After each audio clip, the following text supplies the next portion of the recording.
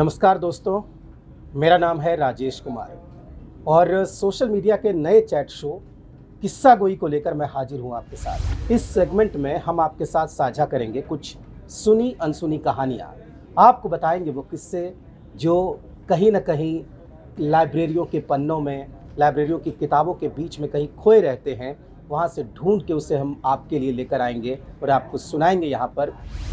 इस वक्त सबसे ज़्यादा चर्चा हो रही है नीतीश कुमार की। उन्होंने 7वीं बार बिहार के मुख्यमंत्री के तौर पर शपथ ली है।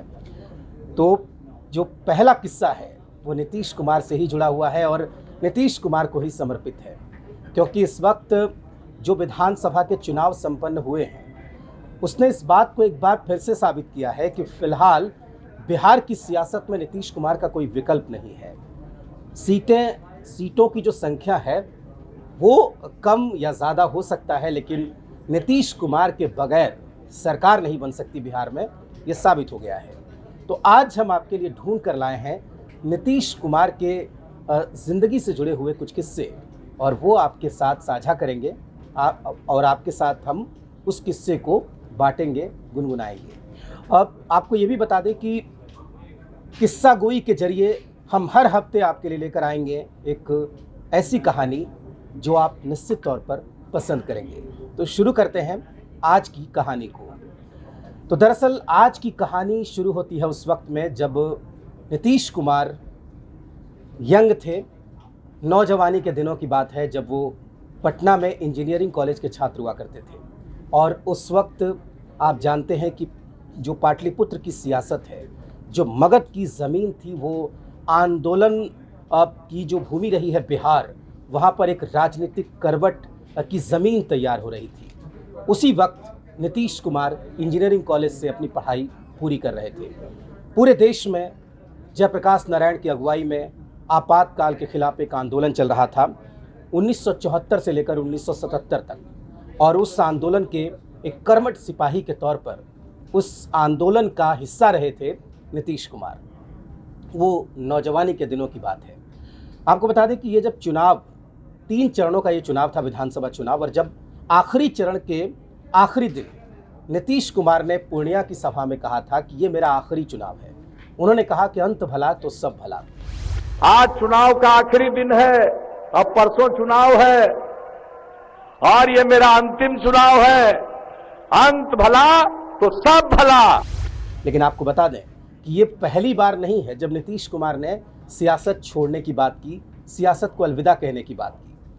आज आपको वो किस्सा बताते हैं कि 30 साल की उम्र में कैसे नीतीश कुमार सियासत को अलविदा कहना चाहते थे, राजनीति को छोड़ना चाहते थे। दरअसल हुआ कुछ यूँ कि 1974 से लेकर 1977 तक देश में आपातकाल का आंदोलन था। नीतीश कुमार सक्रिय रहे। इंजीनियरिंग की डिग्री पूरी हो चुकी थी। बिहार इंजीनियरिंग कॉलेज के वो छात्र थे। उस वक्त जो इंजीनियर की डिग्री थी वो काफ़ी लोकप्रिय हुआ करती थी और उसके बाद तुरंत लाखों की नौकरी मिल जाती थी उस वक्त। लेकिन नीतीश कुमार को सामाजिक जीवन में जाना था, राजनीतिक जीवन में जाना था, तो नौकरी की बजाय उन्होंने सोचा कि जनता पार्टी से टिकट लेकर मैं अपने विधानसभा क्षेत्र हरनौत से चुनाव लड़ूँ। तो 1977 के विधानसभा चुनाव में जनता पार्टी ने उनको टिकट दिया। वो चुनाव लड़ने गए, लेकिन पहले ही चुनाव में उन्हें हार का सामना करना पड़ा। उसके बाद फिर 1980 में चुनाव हुए। 1980 में जनता पार्टी सेकुलर के टिकट पर वो चुनावी मैदान में थे। एक बार फिर से उन्हें हार का मुंह देखना पड़ा।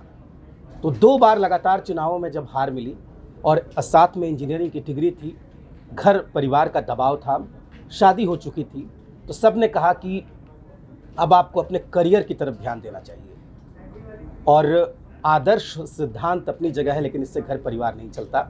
तो नीतीश कुमार ने सोचा कि क्या अब सियासत को छोड़ देने का वक्त आ गया है। उन्होंने सोचा कि इससे अच्छा है कि सरकारी ठेकेदार बन जाए या कोई अच्छी नौकरी इंजीनियरिंग की पकड़ लें। लेकिन किस्मत को होनी को कुछ और मंजूर था। 1985 का वो दिन आया जब उन्होंने एक बार फिर से हरनौत विधानसभा से लोक दल के टिकट पर दाव आजमाया, और इसके बाद नीतीश कुमार ने कभी पीछे मुड़कर नहीं देखा। आपको बता दें कि इसके बाद वो विधायक रहे, सांसद हुए, केंद्रीय मंत्री हुए और बिहार के मुख्यमंत्री हुए। 7वीं बार शपथ वो ले चुके हैं मुख्यमंत्री पद की। तो ये कहानी है कि जो सियासत को आप भले छोड़ना चाहते हो, लेकिन सियासत आपको आसानी से नहीं छोड़ती है। एक और कहानी है नीतीश कुमार की ज़िंदगी से जुड़ी हुई, उनकी शादी से जुड़ी हुई। ये बड़ी दिलचस्प कहानी है जो आपके साथ साझा करना है और निश्चित तौर पर आपको पसंद आएगी। हुआ दरअसल यूँ कि Nitish Kumar Bihar college of engineering से बीटेक कर रहे थे, इलेक्ट्रिकल डिपार्टमेंट था उनका, वहाँ से वो इंजीनियरिंग कर रहे थे। और उस वक्त जो है बड़ी डिमांड थी इंजीनियरिंग की डिग्री की, और नीतीश कुमार मेधावी छात्र थे, अच्छा कॉलेज था, पढ़ाई अच्छी चल रही थी। लेकिन उनके जो पिता थे, उनके पिता का नाम था रामलखन सिंह। रामलखन बाबू दरअसल बेचैन हो उठे, और उनकी बेचैनी का जो कारण था वो ये था कि रोज़ रोज़ अखबारों में नीतीश कुमार का नाम छपता था कि यहाँ पर विरोध प्रदर्शन हुआ, यहाँ पर विरोध जताया गया। और ये देखकर रामलखन सिंह के भीतर का जो बाप था, उनके भीतर जो एक पिता का मन था, उसे चिंता हुई, वो बेचैन हो गए।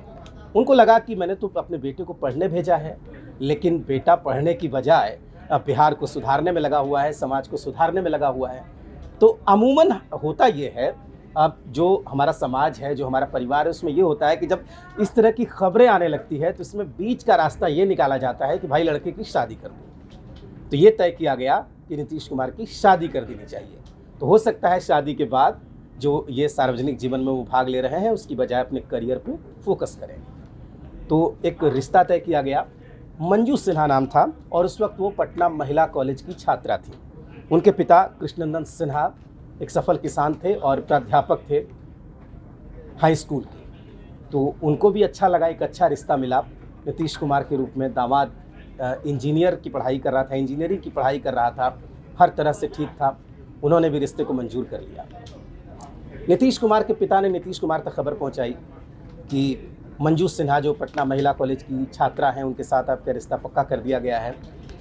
तो नीतीश कुमार ने रिश्ते से इनकार नहीं किया।